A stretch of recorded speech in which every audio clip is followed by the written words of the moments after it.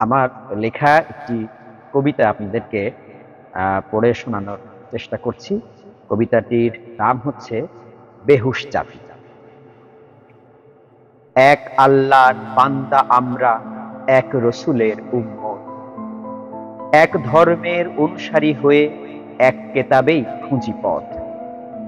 একসাথে করি বসবাস মোরা, এক আজানেই পড়ি নামাজ, আত্মীয়তার বন্ধন রচি, মিলেমিশে গড়ি এক সমাজ।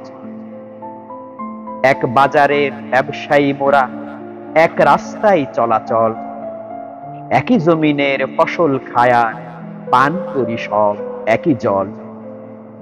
একই ডাক্তার সেবা দান করে, একই শিক্ষক পাঠদান, একই মিডিয়ায় সংবাদ শুনি, একই শিল্পীর শুনি গান।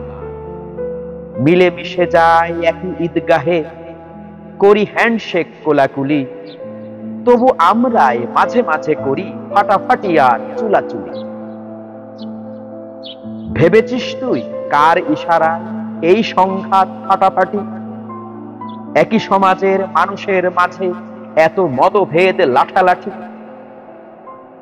খাওয়া পড়া নিয়ে মতভেদ নেই, জনগণ সব একমত, সব কাজ তারা একসাথে করে, দিন শেষে ধরে এক পথ। রাজনীতি আর ধর্মের নামে যত হানাহানি করা হয়, এত দলাদলি তরিকা ফেরকা সৃষ্টি করতে কারা করে? ভণ্ড নেতার ইন্ধন আর ধর্মজীবীর ফতোয়ায় প্রতিবেশী আর ভাই ভাই কত খুনাখুনি করে প্রাণ যায়।